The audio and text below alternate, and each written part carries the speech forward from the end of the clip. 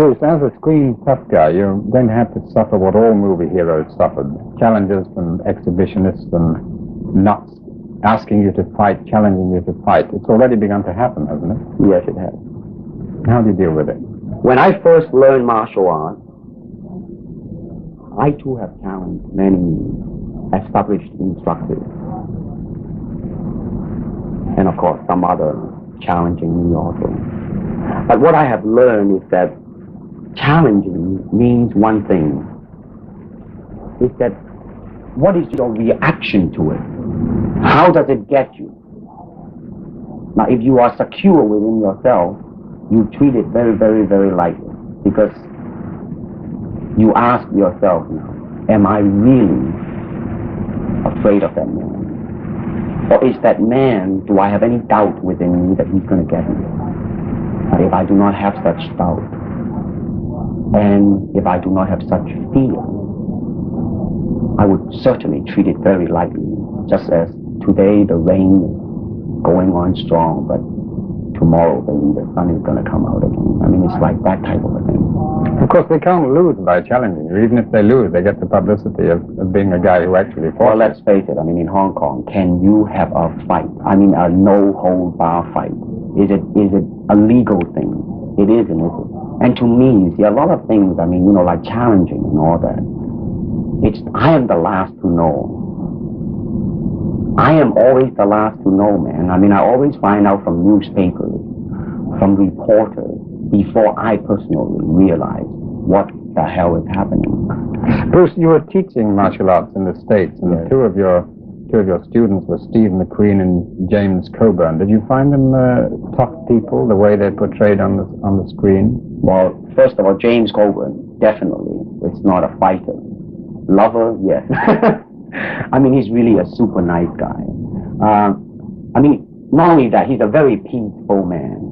He learned martial arts because he finds that it is a very, very, it is like a mirror to reflect himself. You know what I mean? I mean, like, I personally believe that all type of knowledge, I don't care what it is, ultimately means self-knowledge.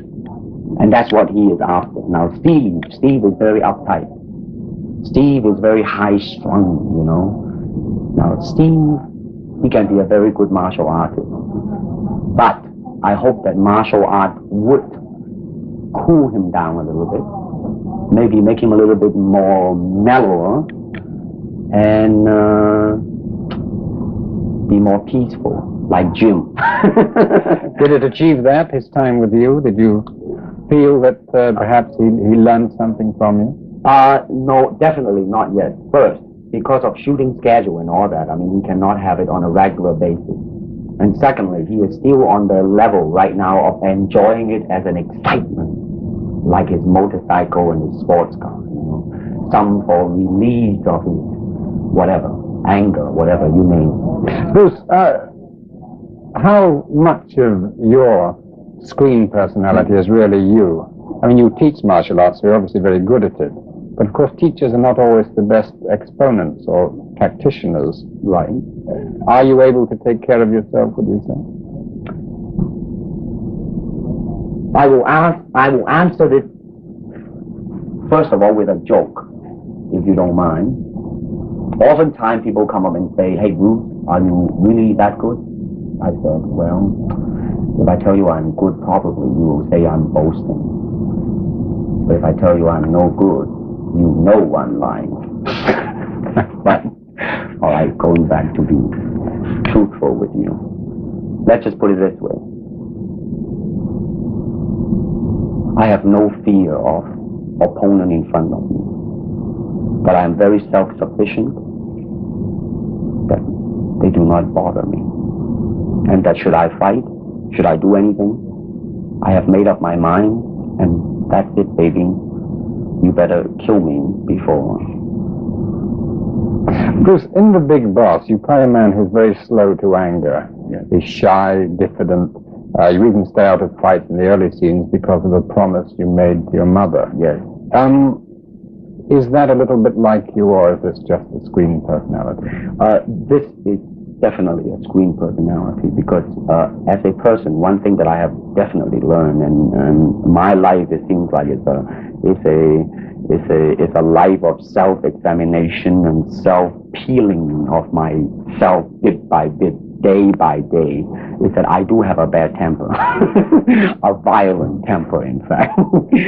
So that is definitely some people that I am portraying, not Bruce Lee as he is. Well, as well as being an exceptionally successful film in terms of finance, it grossed more than any other pictures ever done in Hong Kong. The Big Boss does show some very explicit sex scenes, doesn't it? What's your reaction to being in bed with a lovely young movie star in front of the whole studio crew? Does it intimidate you? Does it worry you at all? Well, it certainly would not intimidate me, I can tell you that. Well, it's all right as long as the script justifies it. But I definitely do not agree to put something in there just for the heck of it because it is an exploitation. Like, for instance, when I start shooting The Big Boss, the first question was asked, hey man, how many thousands of feet of film, my English is getting terrible now, is it going to be? My reaction is that, first of all, why do I start fighting? You see what I'm saying? Yeah, motivation. Definitely. You see that it seems like to be the thing now that they go for blood, sex, just merely for the sake of sex and merely for the sake of blood. May I ask you a question that's been puzzling me since I saw the film? Yeah. At the stage where you decide you're going to get revenge, and yes, obviously leading up to the climax, right, you suddenly decide to go off and make love to a girlfriend in a bordello. Yeah. What's the motivation for that? Now, the way I look at that, that was a suggestion of the director. And I accept it in such a way, and that is him being a very simple man. When all of a sudden he made up his mind that he's gonna go and either die, either kill or be killed, right? So he walked past by. It's a kind of a sudden thing of human being that a thought just occurred. Well, doggone it, man, such is the basic need of a human being. I might as well enjoy it, man, before I kick the bucket, like that type of an attitude. You cannot say it's just an occurrence, I think you'd probably agree, Bruce, that the thing that limited the appeal of Chinese films to Western audiences is that it's very unusual to find a Chinese actor who can act. And when I say that, I mean act in a Western style, in a manner that would make non-Chinese pay money to see them. You seem to have crossed that barrier. How do you think you've achieved it? Do you think it has to do with your time in the United States? Oh, You studied there, didn't you? Yes, it definitely has, because when I first arrived there, I did the Green Hornet, television series back in '65. And as I look around, man, I saw a lot of human beings. And as I look at myself, I was the only robot there. Because I was not being myself, and I'm trying to accumulate external security, external technique, the way to move my arm, but never to ask and say what Bruce Lee would have done if, the word if, such a thing happened to me. When I look around, I always learn something, and that is to be always yourself. And to express yourself, to have faith in yourself. Do not go out and look for a successful personality and duplicate him. Now, that seems to me that is the prevalent thing happening in Hong Kong. Like they always copy mannerism, but they never start from the very root of his being, and that is, how can I be me? You see, I never believed the word star. That's an illusion, man. That's something public calls you.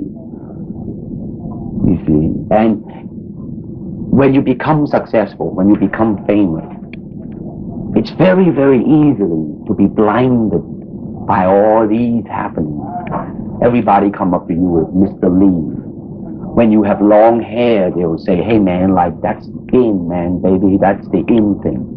But if you have no name, they'll say, Boy, look at that disgusting juvenile delinquent. I mean, too many people are yes, yes, yes to you all the time, you see. So unless you really at that time have gone through quite a lot and understand what life is about, and that right now, man, some game is happening, and realizing such that is a game, fine and dandy, then it's all right. But most people tend to be blinded by it because, I mean, if things are repeated too many times, you believe in it and it becomes a habit.